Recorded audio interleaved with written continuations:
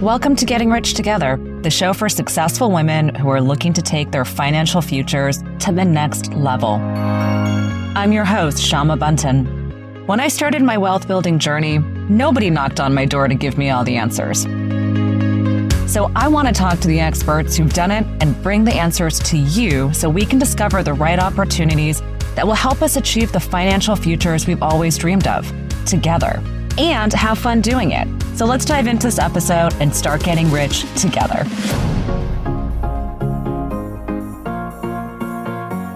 I am here today with the incredible Ari Krzyzek from Chykalophia. Ari, you are not only a design queen, you are a best-selling author, a speaker. What I think is so interesting about you is actually the way in which you've turned your design business to really focus into the areas of building women-led businesses. So I'm excited to have you today, not just as a brilliant entrepreneur, but as also someone who's evangelizing the mission of women getting rich together. So thank you, Ari, for being here. I'm so happy to have you. Oh, I am so honored to be here, Shama. Thank you so much for having me. Oh my gosh, it's going to be a fabulous, fabulous conversation. So Ari, I always love to take our stories back from the beginning. You know, obviously you weren't always a prolific entrepreneur. You weren't always in design, although maybe at the age of 5, 6, or 7, you were really good with pen and paper and with your drawing supplies. So maybe you were always good at design, but take us back to a young Ari, take us back to somewhere between 5, 10 years old, my love. Where were you living? What was life like around you?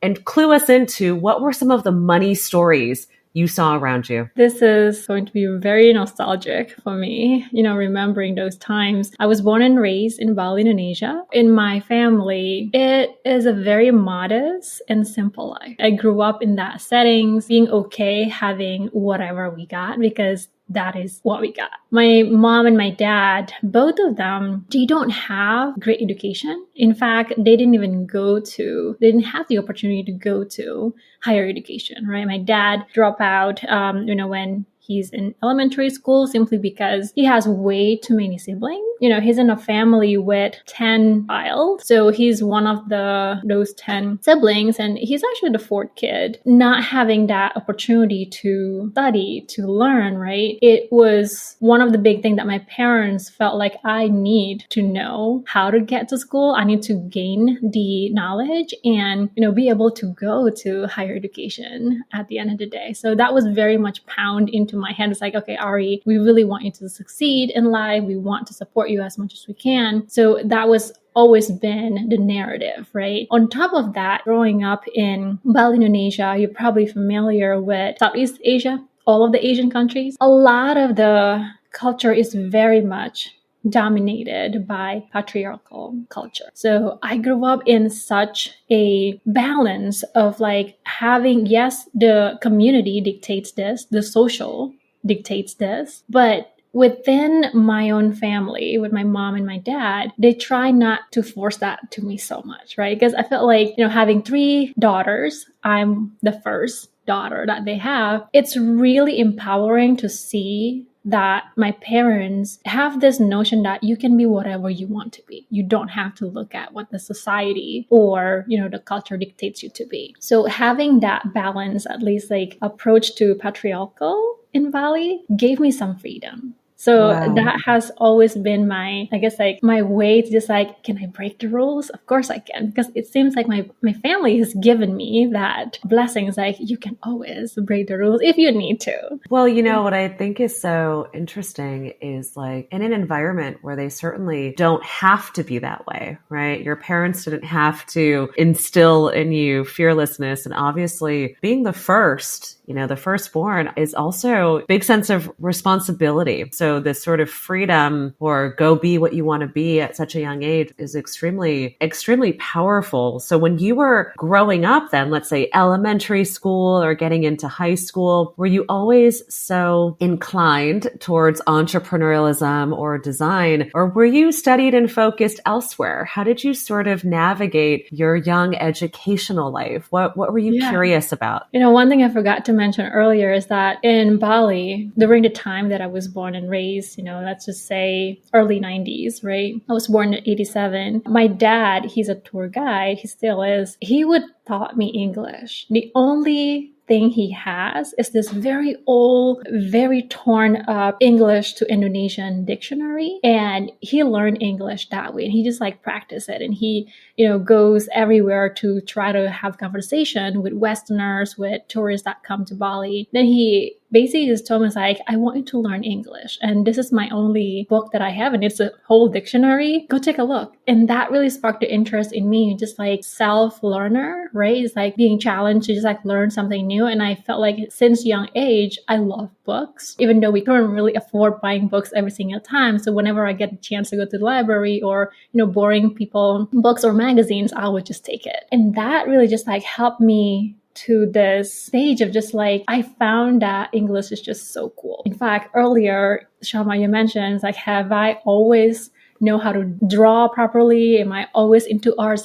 No, I am actually terrible at art. I don't even know how to draw, Shama. So we'll get into that part because I was just so immersed in learning, right? I finally realized how fascinated I was with everything outside of my own culture. Anything that relates to speaking with tourists. So just practicing my English and then also watching American Pie as I was growing up and learning all these different cultures outside of my own culture is just so fascinating. I think that's how I felt I have always seen that the world is just so unique and interesting, and it doesn't have to be within my own environment, right? I feel there is so much more to life than just what I'm seeing in my limited area as I was growing up. The other thing that you asked earlier in terms of how is life in Bali in general as I was growing up, as much as I love my parents and I understand that they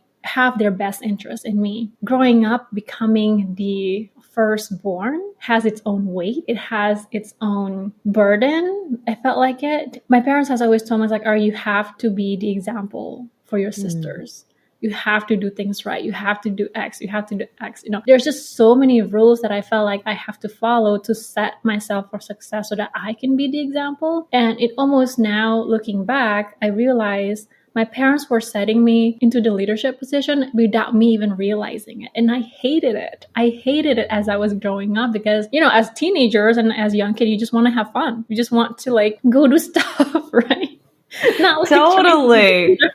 Totally. And so when you were young, let's say, into these high school years, what was the dream? What did you envision your life would look like? What did you want to be when you grew up? My parents had that clear for me. I didn't really felt it was right because I didn't know what I wanted to be. My parents already had it figured out for me. And I was just okay, I'll just go with the flow. Plus, this burden that I had carried when I was growing up, as a teenager, Ari, just makes me feel okay, I guess this is it for me until high school, when I started just exploring more what else is out there in terms of occupations or careers. What can I become beyond tourism? Because everything that you have in Bali, everything is tied into tourism sector. I felt so limited and I felt I guess this is it. You go to school, you graduate, you get to your job, you get married, and then you get old. That's it. And I just felt wow, really? I remember asking myself, is that really it? I'm sure there's more, but I just didn't know what I didn't know. And a lot of us sometimes resonate so much with that because we just haven't really explored what's out there. Then I got connected to a couple of friends who does this graphic design magazine.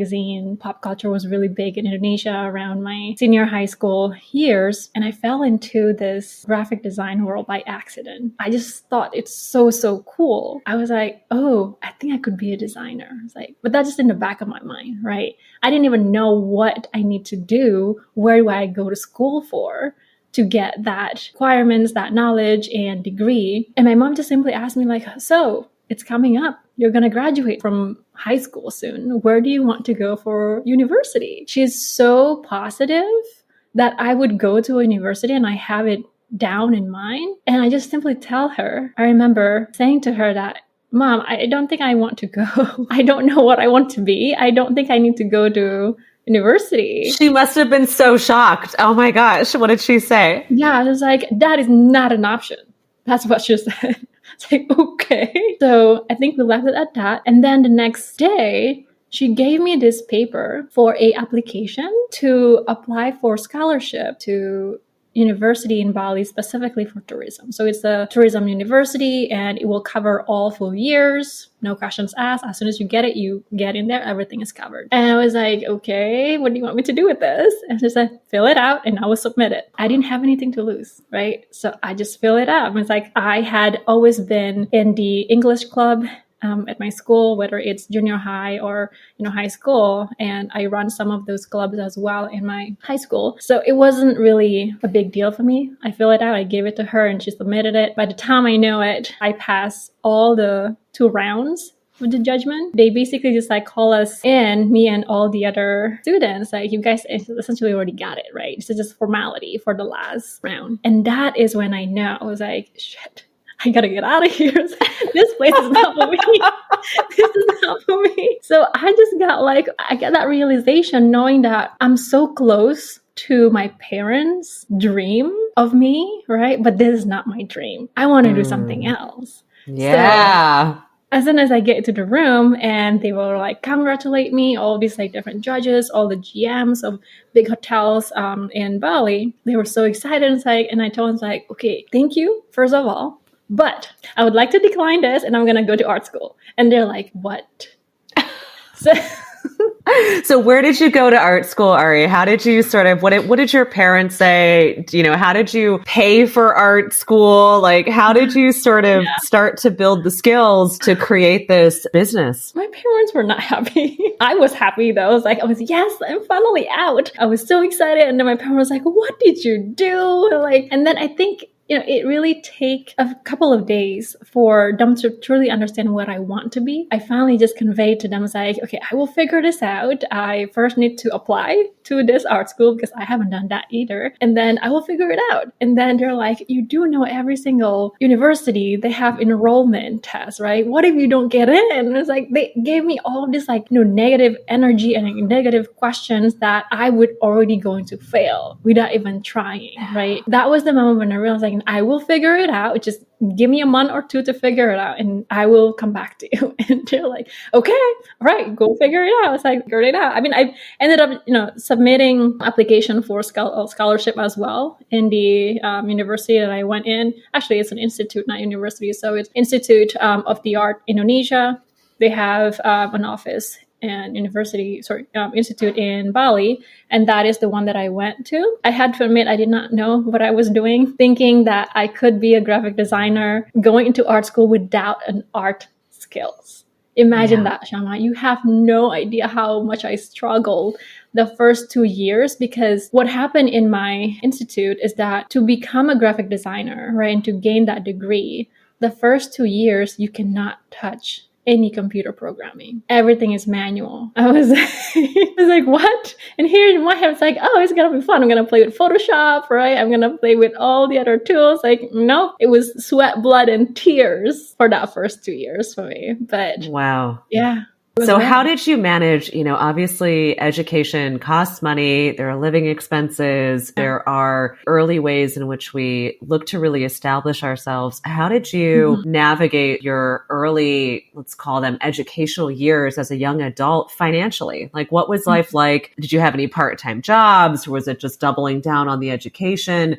Let's unpack that a little bit more. I had always wanted to help my parents in any capacity, be it getting part-time work or anything that I could do to help them financially. However, my parents were very strict. Ari, your job right now is to study. Until I get to getting into my institute, I finally realized what they were setting me for. Now that I'm done with school, and it's high school and everything, I could do whatever I want, right? Technically. So I just start figuring out, what can I do to get more income for myself, or to some degree, figuring out beyond part-timing, what are the possibilities out there. So I just start, asking around hey, do you need any help on a couple of things, or mini projects here and there, right? As a graphic design student, it's quick and easy for me to make some of those. So I was able to do that. I also leveraged a lot of scholarship from my institute. So at any type of scholarship that I can get, I would just apply to it. I would apply, and I knew I would get in simply because, one, most of us, art students, are pretty laid back and we don't want to be bothered by application and forms. So I took advantage of that. So most of the school fee was actually paid by Amazing. own institute. Yes. And I was even able to get into a very cool program that bring me from Bali to Arizona to the US for free, completely, 3 months. That was a program called IELF from Department of State. So I felt like that was so fascinating journey. Like all of these just through like filling an application and then, being able to being resourceful. Yes. Yeah, that's so incredible. And so, Ari, obviously, not to mention just sort of cultural changes or differences between being in Indonesia and certainly Bali is really different than mainland Indonesia. So being in Bali and then sort of establishing yourself in the US, what were some of the dominoes that fell that sort of allowed you to say, you know what, I want to establish my home here in the United States and sort of start building your life here? Because from my experience, when I've talked to folks who've established themselves after just moving here from another country, there's no credit history. You're literally starting from this place of invention. It's not even it's reinvention, but it's also invention in this country. And so what was it like for you to start to establish yourself? What were the dominoes that fell? And how did you land, of all places, the United States and not Canada and not Europe and not anywhere else? Yeah, I fell in love with this guy I met through MSN Messenger a long, long time ago. So it's back in the old days, right? Before we even have Facebook and all that. I connected with him way back in the 2000s, early 2000s, I would say. And we kept in touch. Not until I was able to get to Arizona, we finally get a chance to meet in person. So just like knowing this guy that you've only chatted with, or maybe just like exchange emails for a while, maybe a couple, video calls here and there, to be real, that was the start, to be honest, right? That was the start when I felt like my life changed bit by bit simply because I listened to my heart. I knew that I love this guy, but there were a lot of different reasons that we couldn't really explore what romantic relationship could look like in the beginning, until that trip happened for me to come to US with the scholarship. So, from there, it's all romantic journey for me and him. But the core story that I really remember strongly around my growth is when he asked me how much I was getting paid at my, couple of first job as a graphic designer. I remember he came to Bali to really just like ask my parents' permission for us to get married, as well as romantic. I know, right? It's so romantic, so expensive though. Like these international travel for both of us. But he was trying to understand what is the culture in Indonesia as a Balinese, because he's going to become part of my family, as I will be for him. But the big thing that he noticed that I wasn't paid enough for my skills, for my capabilities. And he truly just asked me, how much do you actually get paid? And when I told him it's $250 per month, he was confused and he was asking, are you sure there's no extra zero at the end of that? I was like, yes, I was sure. So that was the day when he opened up my world, just like, how about I introduce you to the world of freelancing? That is yet another dominoes, right? In my growth stage that I finally realized, oh, shoot, there are more. I just haven't looked. I just didn't know I had to look more closely into it. So that was the moment when I realized that I had to get out of my current job and just like charge into freelancing and really just like explore what this entrepreneurship would look like. And again, the rebel that I am, right? I told my parents, like, I'm going to quit my job. And they're like, yeah, sure. They completely didn't take me seriously on that until they realized I stayed home for a couple of weeks. And they're like, did you really quit your job? I said, yeah. Now I'm Yes, you did. Yes. So that was me at the age of 21. 21, wow. 22, one of those. Yeah. Yeah, 21 actually. I felt like, okay, let's go do this. Like, I did not know what I was doing again, right? I feel like it's a story of my life trying to really figure out, like, what do I not know? How do I find those information so that I know better and I can really then grow from there on? I did not find a lot of resources in Bali as I was exploring this entrepreneurship, right? And how do you really build a business? Because I did not have any of that MBA knowledge. And I was like, what was I thinking? It's like charging in, saying that, yes, I'm going to be doing all of this work, but I did not know anything about, like, how do you capture a lead? How do you build a sales pipeline? How do you go networking? I was like, a lot of these like basic business thing, I have no clue what they are. Realizing that, and very limited experience that I had in Bali, just like going through the different networking events, and most of those are led by expatriate. It's really rare for you to see like other local people building a business and then really doing this networking and entrepreneurship, let alone like giving more mentorship for women. Right. So I just figured, like, you know what? I have to get out of here. I have to get out of Bali. My fiance at the time, we were talking about, like, where would we want to live together? We're going to get married. Where do we want to be together? Is it going to be in Bali? Is it going to be in Poland? He's from Poland. Or do we want to be in the United States? I thought long and hard, and realizing that I don't have the resources I need to grow. You know what? Let's go live in the USA. So we agreed on that. I asked blessing from my parents. They were hesitant to let me go, but they know how much of a rebel I am.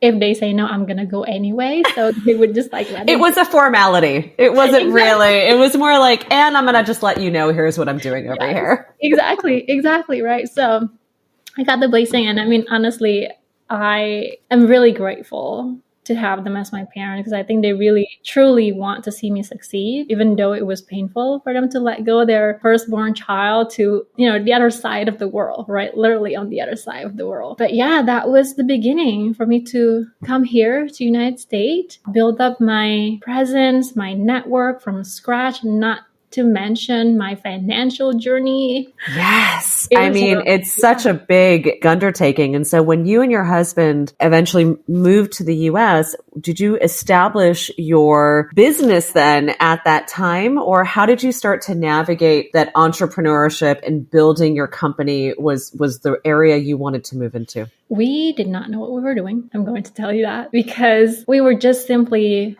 freelancers in the beginning, right? The big thing that set freelancers and business owners apart is that freelancers often think that what they're doing is still a hobby. It's still a fun thing to do. And if it's making money, it's great. If it's not making money, oh well. I felt like that was the mindset. And then when we got married, my husband and I were still doing freelancing for a couple of months until he had this grand idea. And he proposed yet again to me to be his business partner, right? Wow. Yeah, yes. I did not see that coming, but I thought it was fun. Right? Why not? I mean, you have this skill sets that I don't. I have this creative background that you don't, right? So he was really into all things technical, computer science, web development, all things that I don't really do. So it almost feels like it could be such a complementary skills having both of these under one company. That's when we started to also realize that this is cool and all, but really, how do we build a business? Because at the end of the day, this needs to sustain us.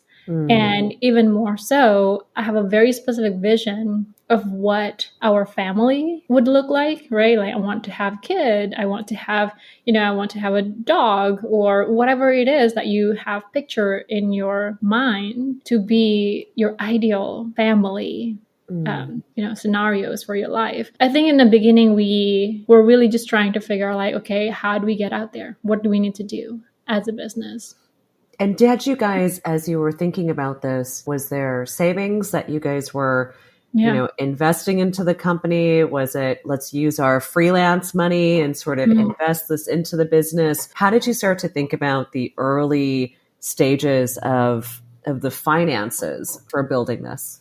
I didn't have a lot to start. I also did not have the knowledge around all things financial. I was really a financial illiterate person. I wish I had known all of this before going in. We put down maybe about like $250 in our bank account for the business with 2 laptops. that was it. That was the whole start, right? And everything else, we did it bootstrap. We had never applied for a loan in our first 5 years, also because I'm holding 51% of the company and I also don't have any credit history. So no bank would give us the loan that we need to fund the business. Realizing that around 5 to 6 months in, I just feel like, you know what, this is not going to work, but what can we do? We discussed it with a mentor that was really helpful, just trying to help us understand when you build a business, there are certain areas you need to look at, including having a specific fund for marketing. If you guys don't have that, it will be really tough first 2 years. And it did. So I made the decision, you know what, I'm just going to go work for somebody. Let's just do that while still channeling some of these funds towards marketing so that we can slowly grow the business. So my husband stayed as a full-time person with the company. I went on part-time while also working for Sears Holding at that time. And you know what's really interesting is that when I was interviewed for Sears, the position that I was in, I was very clear, letting them know that, hey, I run a company part-time and I'm here, to be honest, just for the money. And Sears is so big. So they're like, sure. Like, I'm sure that wasn't like, it's different, I think, going to a big company and being like, this is my part-time thing than going to a small company. That's amazing. Exactly. And I feel like I think that transparency, that honesty, but also, you know, if you really want to be part of any communities, right? Regardless if it is your business, the brand that you follow, or even like your current corporate job, being transparent that is still within reason can really help you along the way as well. So they already know like what my goals are, how I can actually help the team, so on and so forth. But this fuels into that, you know, strategy that I was putting together, like using part of the funds to really channel into the business, but also to utilize whatever networking events that I can go to while I'm also at Sears, right? Who I'm connected with within the company, as well as like who might be able to give me the direction I need to grow the business as well. So I feel like through a lot of the experience I had within Sears and while doing the company part-time, it was giving me the ideas, the capabilities, and also the time that I needed to pursue other non-business development areas, right? It's more under like building that network, getting more out there, brand awareness type of thing. So that really helped. But really, starting with only $250 and 2 laptops, I wish I had more, right? I could imagine if I were to have, you know, let's just say 10K to start the business. You could go so far with 10K when starting a business. I love that. And so at what point were you able to then dedicate your life fully to joining and really taking on and running your company? How did you start to think about building your personal financial life? Because obviously, as we know, as a business owner for so many years, you pour everything into the business, but yet you also have to maintain a sense of living. And then at a certain point, you're able to say, okay, business is going well. I can pay myself a great salary. I can start to really establish and grow myself. So talk to me about sort of the transition into the full-time role, and then how you started looking and when you were able to start investing outside of the business and then also building up your own resources. Yeah, it's not until the past 5 years that we finally pay ourselves salary. So this past 13 years building the business, it was really challenging staying as a bootstrap company. The big moment that I realized we need to figure out how to fund the company beyond bootstrapping was when I went through a program called Goldman Sachs 10,000 Small Business. That program really gave me not just summary of being an MBA, but even more on the confidence that I need to really step up as the leader for my company, as the CEO of the company, and really turn things around. When I went through the program, the biggest thing is around accessing capital, especially if you're bootstrapping. So looking at what is your credit history. You know, by that time, right, I was already about 7 years in and I already have a credit history. So that is That's right. helpful. So I could start like looking into like business loan. We got the EIDL loan when it was the pandemic. So we were able to secure that, and that was super helpful for the business. But we're also like looking at grants. So grants has been really great boost for us in terms of like pushing more marketing initiative or even like paying for things that the business truly needs so that we can get to the next level. I felt like the combination of bank loan, business loan, as well as like the grants has been really helpful for us in the business, because now it's not always just about bootstrapping, right? But it also like looking at outside source capital that could be channeled into the business so that we can utilize it for what we need. It's almost like trying to figure out, do we grow slowly, bootstrap, or can we go faster trying to hit the goals we want by borrowing some money that we will, of course, pay it off later, or being smart in terms of like what grants are available out there that we could leverage for our own businesses. Talk about getting scrappy and really, once again, going back to sort of your own ability to find a way to make things work for yourself. It seems like your attention to detail and being able to fill out the forms, right, Ari, has really been of great service to you throughout your life in terms of helping you pursue and create your dreams and pursue the things that are most important to you. And so as you kind of stand here today and you're looking at the business and where it is today and sort of where you want this company to go. Oftentimes we sort of look at, entrepreneurship. Sometimes your first business isn't your last, sometimes you keep that business, you have a second and third and fourth company, or you sell it and then you move on to building something else.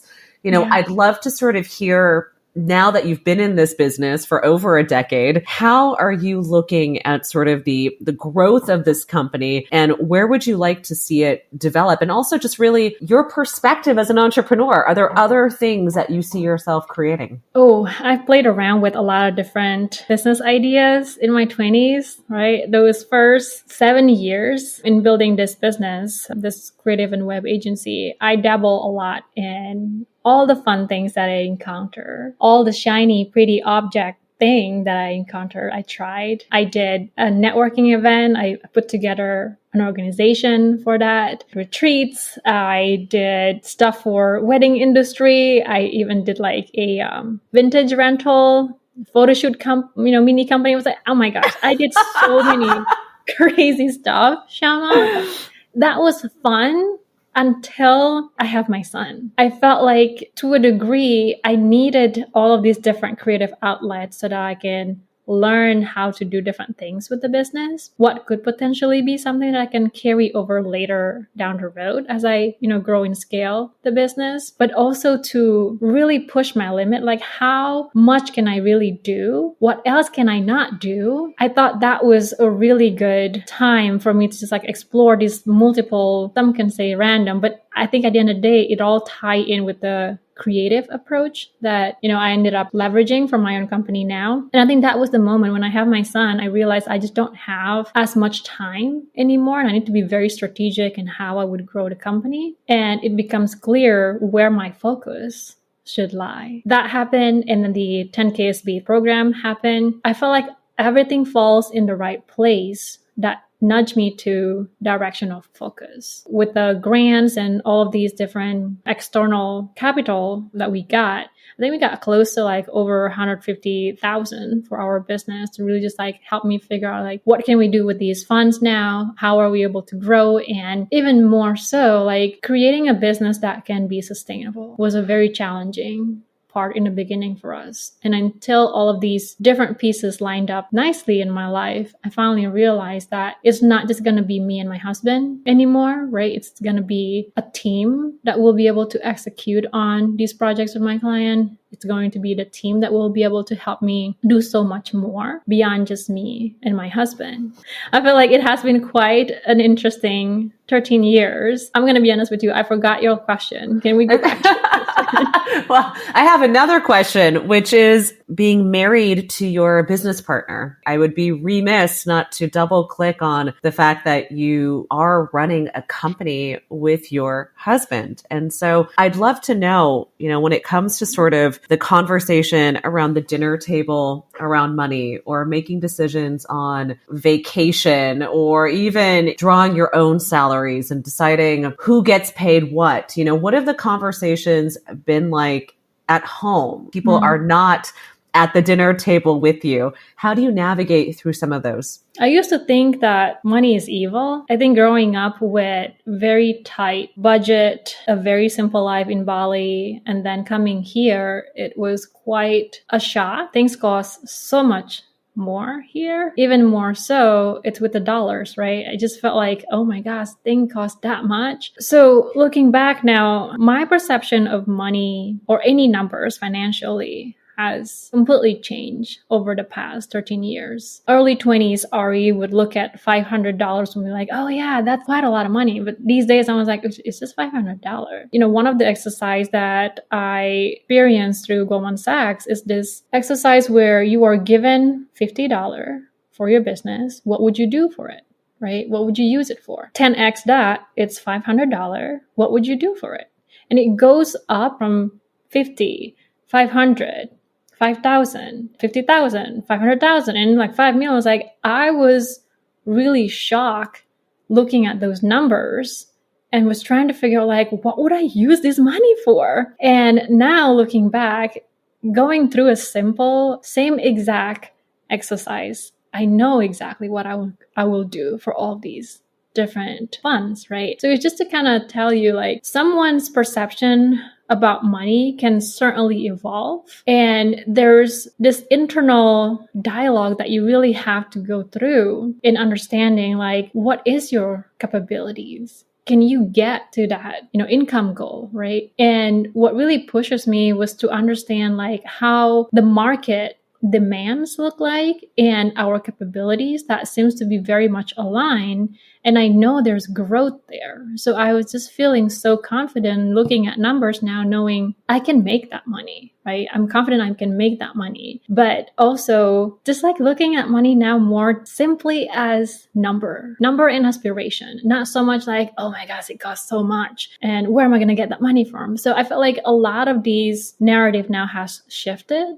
towards more on having the abundant mindset and knowing that these are just numbers. But yes, you need to be familiar with numbers because every single number tells a story. There's always going to be numbers in your financial that will tell you, oh, the reason why you're paying X, Y, and Z this much is because something else. Or maybe there's a big increase around paying contractor because of whatever. So I feel like now I'm a lot more comfortable looking at my P&L. I was like, oh, there's something going on here. I wonder what's causing this. So it's quite a transformation for me being in this stage now, looking at money. And then going back to your question around how do I have that conversation with my spouse, right? With my husband. It was difficult in the beginning because coming up with our business on our own, not having enough, knowledge around it. And then for financial as well, we didn't grow up knowing all of the details and learning around how to be financially healthy. So it always that, conversation that we had, like, how can we save? How we can, like really being tight with the budget. Of course, you're saving, but I think the big thing too is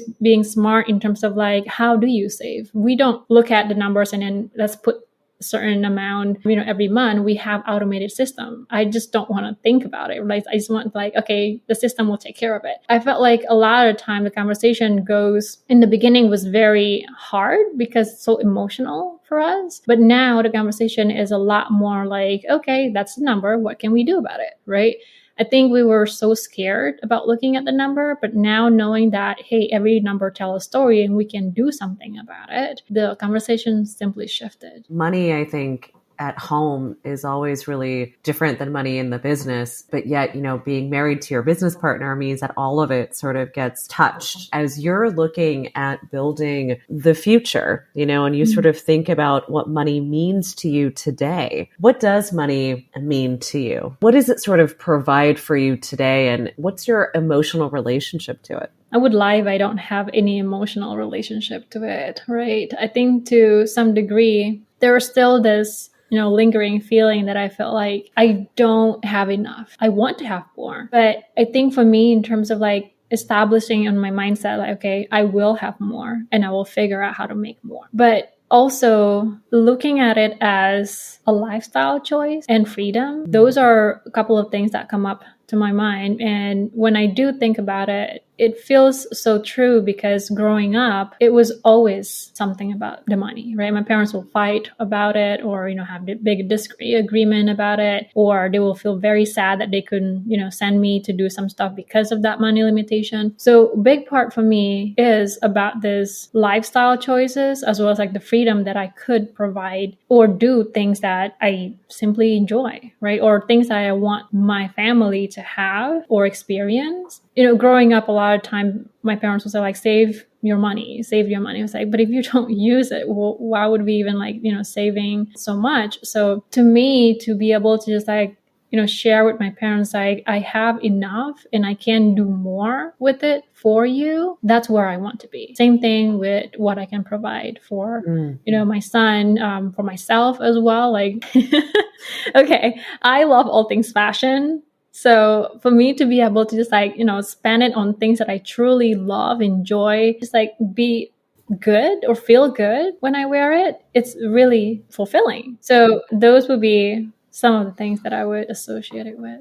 I love that. And so, Ari, as you think about legacy, obviously there's so much more that we get to do on this planet. We're living longer than ever and there's so much to create. What is the legacy? What is the body of work? What's the golden thread? If you were to look back on your life from, let's say, a young age of 103, what is the legacy you hope to leave on this planet? I love this. I didn't know that the way I grew up in Bali was really the foundational for me to be able to work with other women. Knowing that I have two younger sisters, start taking that leadership role at home in Bali. And now to inspire more women entrepreneurs, starting within my community here in Chicago, as well as like, the national entrepreneurs that we have worked with. I finally see the pattern of what I was set up to do, how it aligned so well with my purpose. I really, truly hope I would be able to help as many women entrepreneurs and businesses that I can so that they can truly fulfill their business goal, their life goal, and just to really live in abundance, right? Whatever that means for them. It could be great profit for their business. It could be really creating big impact for their target audience, or maybe like really creating world-solving problems. I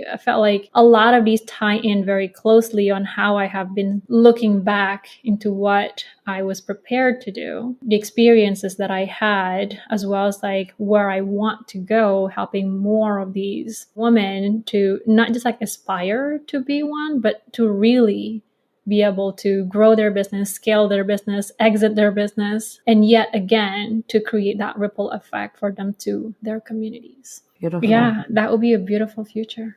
I love that. And then my last two final questions, Ari. One is around, you kind of alluded to this around fashion, but one of my questions is always, we think about money in terms of really serious things, investing back into our businesses, which is usually the number one thing most entrepreneurs who are telling me that they're doing is putting all their money back into their companies. Certainly you're a mom. And so that means you're also investing into your child and education. Certainly money is also there for fun. There are fun things we can do with our money. What are some of your most favorite things to spend your money on? Yes, I think you already know the answer to this. Oh gosh, I am a sucker for all things accessories, right? I mean, I'm really a big fan of gold accessories. I can't do anything beyond gold. Like, silver makes me very itchy, so I have to go with gold. So gold accessories is always one of the big ones for me because you can always sell it too, because it could be like that, investment that you made for yourself. You're wearing it, you're enjoying it. Also, don't judge me. Luxury bags. That's also one of the fun things I love to spend my personal fun money. Yes. Honestly, it just feels good, right? You feel so confident and you feel that you could really tackle whatever comes your way. So I think really leveraging any fun money that you have so that you can feel good and be able to really like tackle what is coming your way. I think that's always the best purchase. I love that. I think that's wonderful. And then my last question is, when we think about the things that we're up to and the businesses that we're building, we're always calling in different things, right? There are so many different things that we need. My question for you is, what are you calling in right now? What is it that you are looking for support with? And how can the audience really just help you right now with whatever it is that you are looking to do? I love that. Thank you, Shama. I am looking to meet more amazing women entrepreneurs and business owners. I've mapped out what different levels look like for different businesses in whatever stage they have. But really, right now, I want to connect more with women who are building their business within the 2 and 10 million mark. I'm trying to understand like what are their challenges, right? What their vision, because I feel like I'm lacking some data. And I want to talk to these women to just really understanding more like how do they plan to grow so that I can figure out, on our end, what would be a good collaboration to support them in their journey. I love that. That's so wonderful. Well, everyone, you have heard the request. There is a call to action here to help Ari scale and to sort of provide some insight and mentorship. And I think that's a beautiful request. Ari, thank you so much for being here today and sharing your story. It's so powerful to hear about not only your transition to moving from Bali to the US, but also to follow love and to sort of establish yourself, establish a business, and to create something that will forever change the legacy of your family and what it is that you are building and the impact you have on this world. Thank you so much for sharing your life journey here today. Thank you, Shama. Thank you so much for tuning into this episode of Getting Rich Together. Please take a minute to subscribe. And if you like this episode, I'd love it if you could share it with a friend who is ready to elevate their financial future. Until next time, let's keep getting rich together.